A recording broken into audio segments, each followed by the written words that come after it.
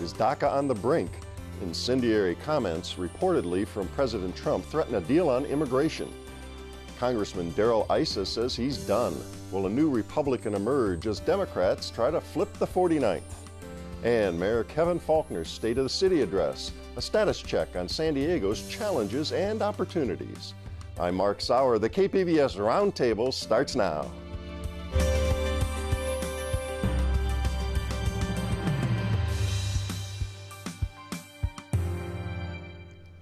Welcome to our discussion of the week's top stories. I'm Mark Sauer, and joining me at the KPBS Roundtable today are KPBS North County reporter Allison St. John, reporter Greg Moran of the San Diego Union-Tribune, KPBS Fronteras reporter Gene Guerrero, and KPBS Metro reporter Andrew Bowen. Immigration, the issue Donald Trump rode to the White House, remains vexing as ever. A bewildering rush of news this week.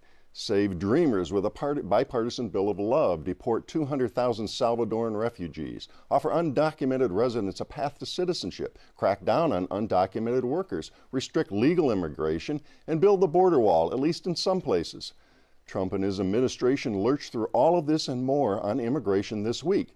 Then Trump drew scorn from Democrats and Republicans alike, and a warning here of vulgarity. Trump wondered in a meeting with lawmakers why he should accept refugees from shithole countries like Haiti and certain African nations. Gene, it looked like senators had come up with a compromise. They went to that meeting yesterday, and on DACA, they thought it was worked out, and then the vulgarity happened. Where are we? Right. So the deal was presented by 6 senators, 3 Democrats, 3 Republicans. But earlier today, President Trump tweeted that it struck him as a step backwards. He called it a so-called bipartisan bill. He said that the wall was not properly funded in the bill, and that it didn't do enough to stop people from what he called the high crime countries. He also denied using the cuss word, but he did say that his language had been tough.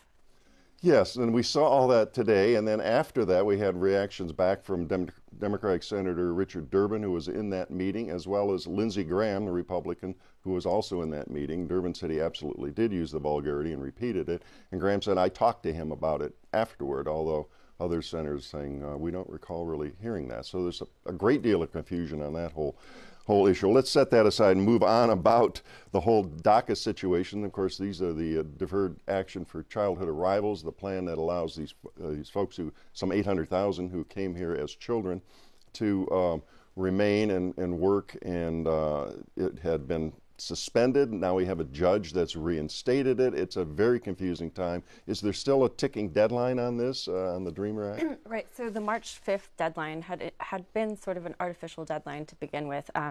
Ever since the president announced that he was going to be taking away this program, thousands of people each month are losing the status.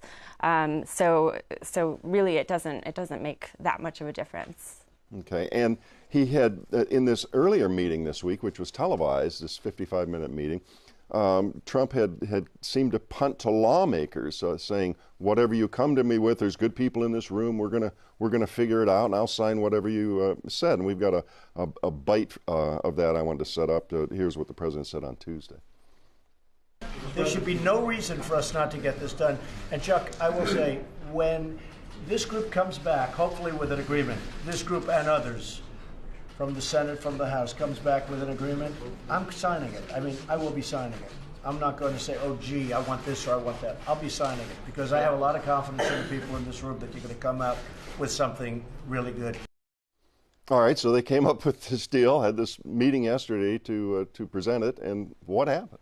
Right. I mean, the meeting that was televised was really, really confusing because initially he seemed to agree with the lawmakers who were insisting on a clean DACA bill, a bill that apparently had agreements from people on both sides of the aisle to make sure that these people who came here, who were brought here when they were children, are able to stay here.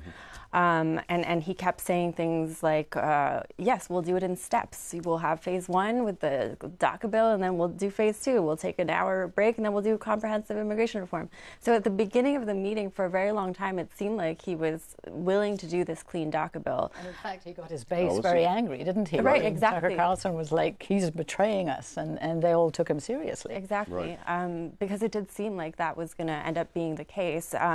Although, if you listen to the very end of the meeting, I think it was a reporter who asked, just to get things clear, will there be an agreement without the wall? And Trump said no. There will not be an agreement without the wall. We don't need to have a 2,000-mile wall, but we need a wall. He's requested $18 billion to build that wall. It's still very unclear whether he's going to accept a clean DACA bill if it doesn't have that wall in there. How about Mexico? Or is Mexico going to pay for the wall? No. I think that's finally off the table, Andrew. I think we moved on. That's one thing maybe we're clear on. Well, the wall is a nice segue to a story Greg had this week because, of course, we've had these prototypes here, wall prototypes down to the border here, and turns out there's been a lot of security provided by local police, and it's costing a lot. How much? It is. It's cost the city of San Diego about $278,000 to $280,000 in terms of overtime, supplies that they felt they needed, some services that they brought in to be out there and patrol the area. I know Gene was down there a few times when, there was a lot of consternation, I think some concern among the security, the policing agencies, law enforcement agencies here in San Diego County before the project began on September 26th, that there might be large-scale protests, could be a big problem. Homeland Security had sent out a 3-page memo to local law enforcement saying, we're getting some intelligence that there could be large-scale protests, it could be violent, and they likened it to the protests for the Dakota Access Pipeline project. Recall that those large-scale campouts went on for weeks. So I think that kind of got the local law enforcement agencies ready, but nothing happened. They were out there. I was out there frequently every week, sometimes a couple of times a week. We had a photographer report out there almost every day. There wasn't a protest. There wasn't a march. There wasn't a sign. There wasn't a mild objection from any. There was nobody out there, really. They were essentially kind of guarding the wind. So hundreds of thousands tied up with San Diego City, some with the county as well. How's the city council reacting? Because the feds aren't going to pick this up. This is on local taxpayers. They are not. I kind of asked about that, if there was any reimbursement or any way to get paid for this, and apparently there isn't. I spoke to Georgia Gomez, the councilperson from, I think it's the 9th District, who was opposed to the wall and who had kind of authored or fostered a resolution of the city council that expressed, the city's objection to this, and she said, this is ridiculous. This is a waste of money, that the city ought not to have had to expend for what she and other people see as not only sort of an objectionable project, but a kind of bizarre theater. So is the city continuing to make that outlay, or maybe they should just pull back and leave the wall to its I think they have. I think that now that the project is done, there aren't any construction workers out there. There's no, the walls are there as this kind of Stonehenge-like display. I don't think that they're patrolling anymore. I think it was mostly for a month. There may have been some residual costs after that, but right now there isn't. They kind of turned it back over. So why was it on the local police to provide that security? Could the FBI or I don't know some federal agency actually have provided that security around those prototypes to begin with? Well, I think it was kind of jurisdictional in the sense that the streets and the property around there was local. The property that the prototypes were built on it was a piece of federal property, but it's on county land. Otay Mesa is patrolled by the sheriff's department, and then it abuts city property. That there's a business park there, Enrico Fermi Drive, which is patrolled by the city. So in fact, when they marked the streets for no parking for that month, one side of the street said no parking by City of San Diego, and the other side of the street said no parking by County of San Diego, because that was the jurisdictional lines.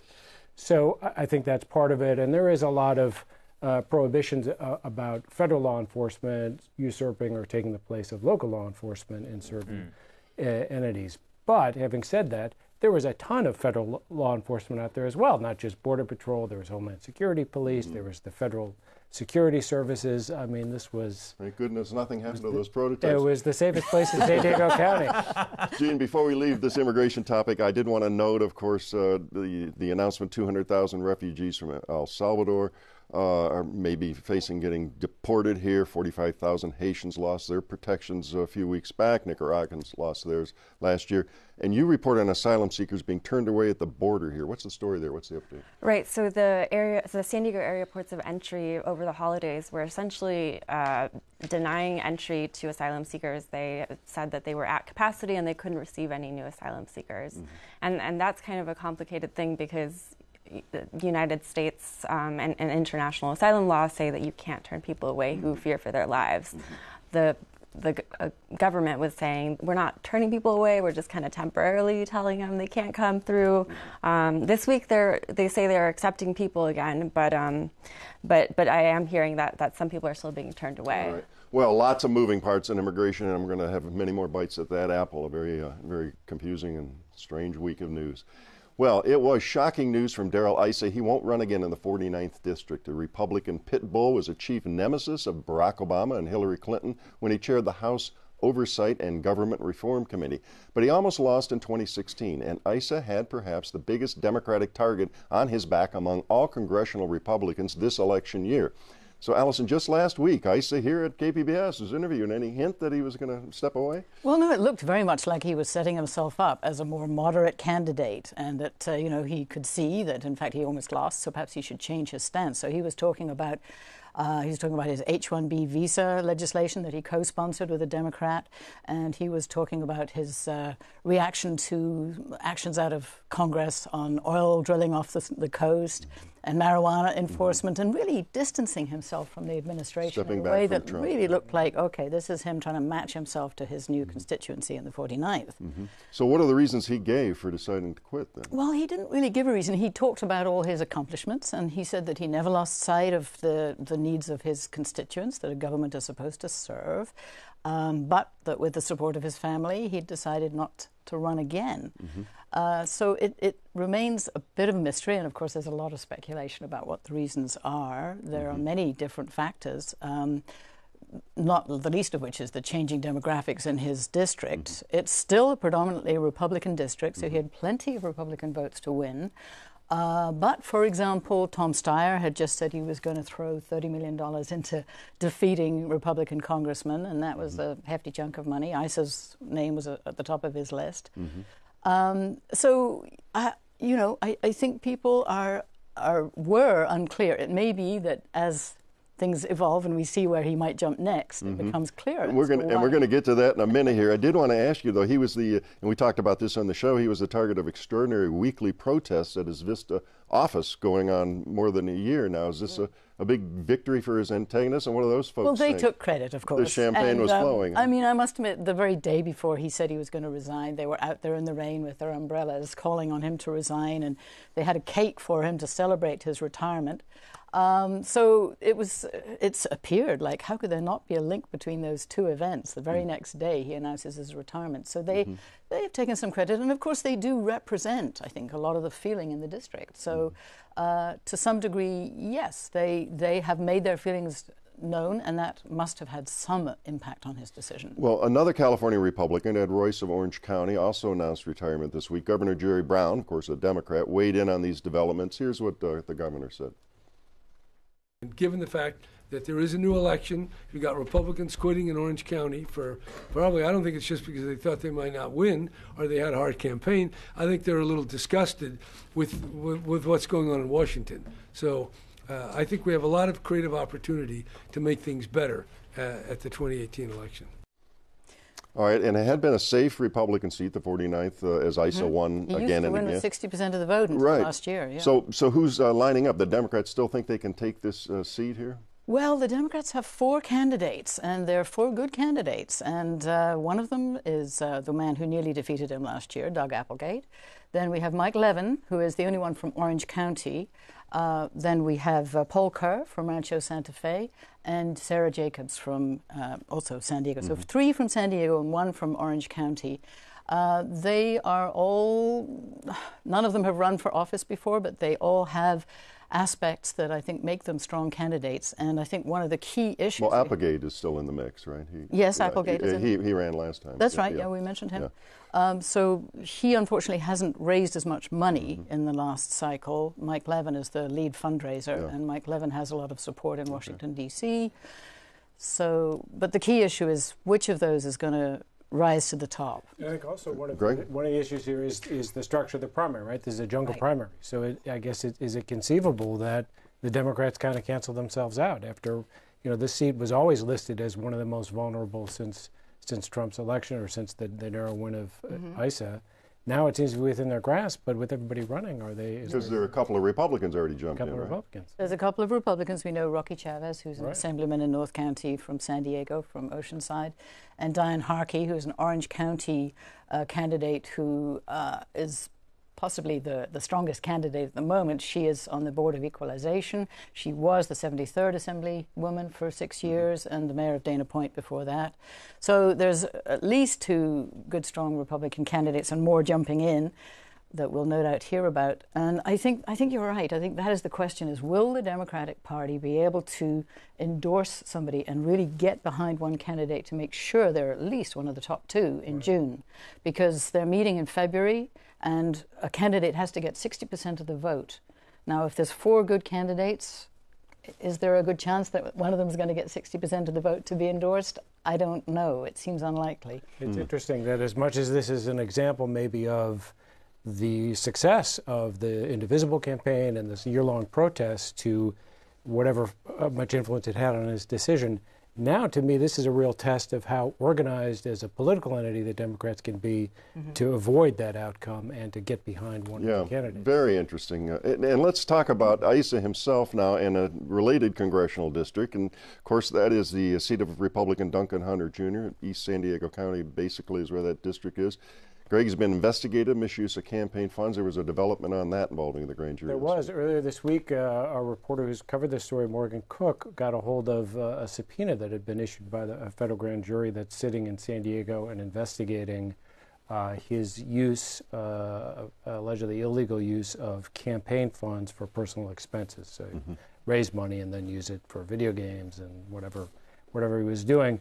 This was a subpoena that was issued just shortly before Christmas for an individual to come and testify in front of a grand jury on the 23rd of January. So it's very interesting. It's a solid confirmation that a grand jury is looking at this and that they are not simply issuing document subpoenas, but they are now hearing live testimony. And so if at some point he should get indicted and perhaps resign over that, then Issa maybe steps next door and runs for this seat, right? It's kind of interesting how rapidly we got some Republican candidates jumping in to fill in for Issa, like as if they knew. Yes. So even although people said they'd heard him talking about his campaign the night before, people seem to know that this could happen because Diane Harkey's already got a campaign up and running and Rocky Chavez jumped in within hours.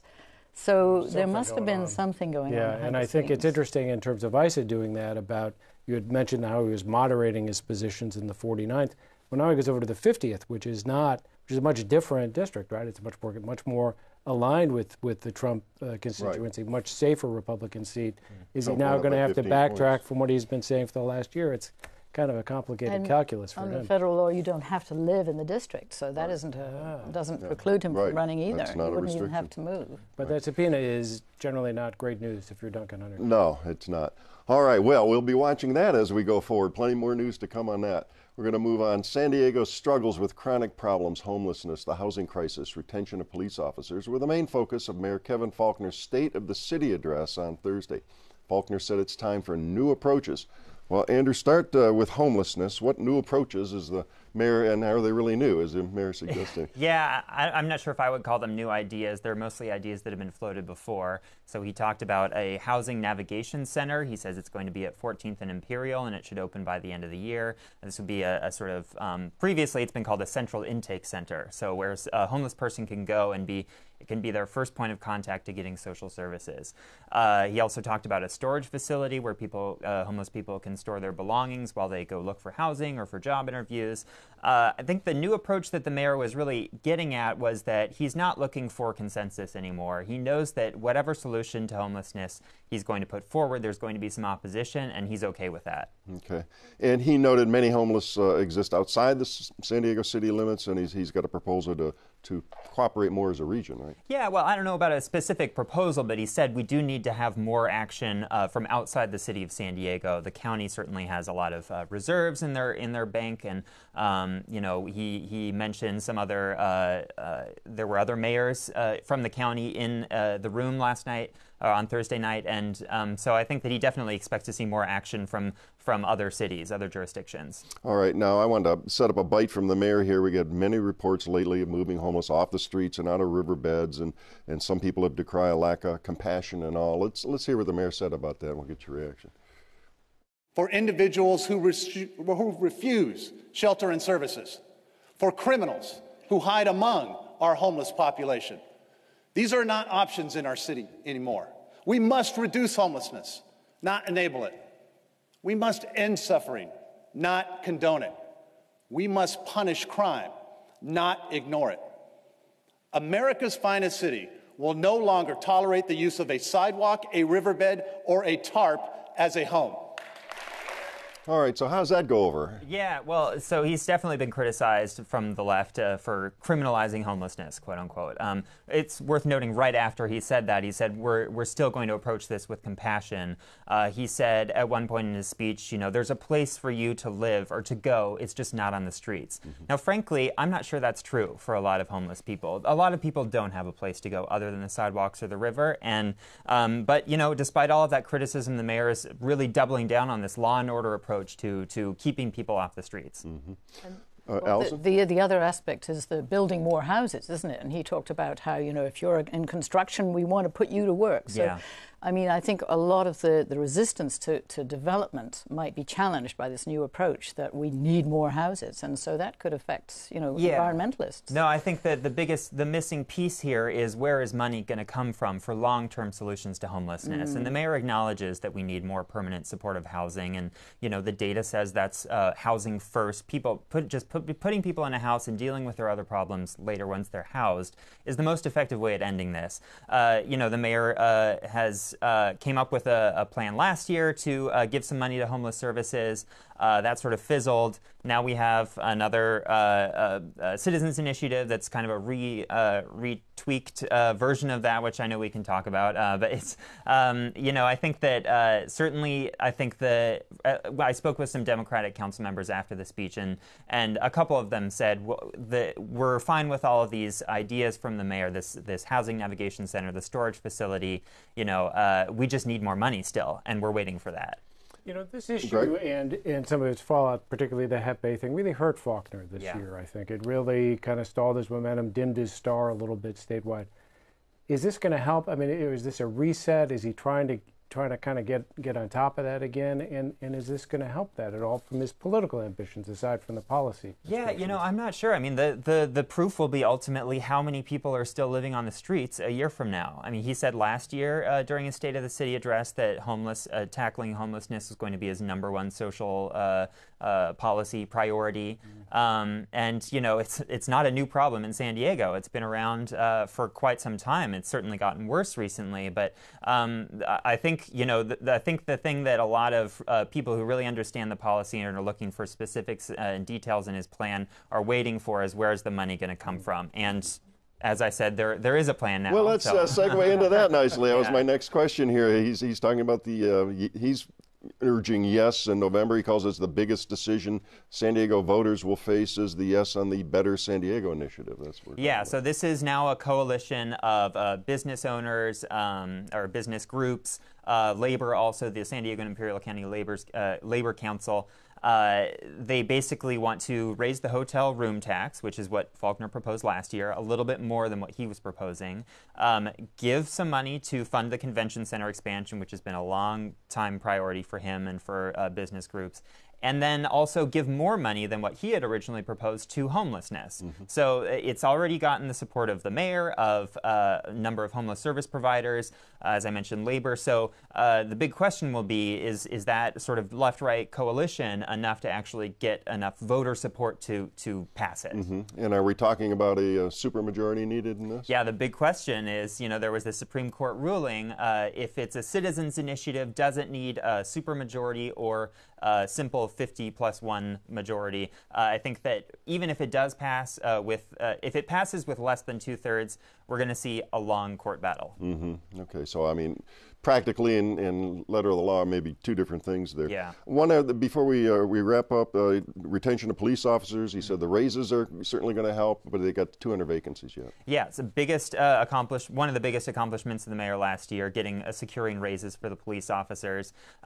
He says he's going to do a national recruitment campaign. We'll see how that plays out in 2018. Did he say he was going to get money from marijuana? Yes, well, we don't know. That was the thing that was missing in the speech, is how are we going to pay for these raises? We know it's going to be a tough budget year, and those raises are going to make it even tougher in other areas of the budget. And the budgets are coming up in the next few months here. So yeah, April is when the draft is released. Start digging into the details of that and see how all this emerges. Well, plenty more to follow up on that. We got a full Employment Act for Roundtable coming up for the year. Well, that does wrap up another week of stories on the KPBS Roundtable. I'd like to thank my guests, Allison St. John at KPBS News, Greg Moran of the San Diego Union Tribune, Gene Guerrero of KPBS, and Andrew Bowen, also of KPBS. And a reminder, all the stories we discussed today are available on our website, kpbs.org. I'm Mark Sauer. Thanks for joining us today on the Roundtable.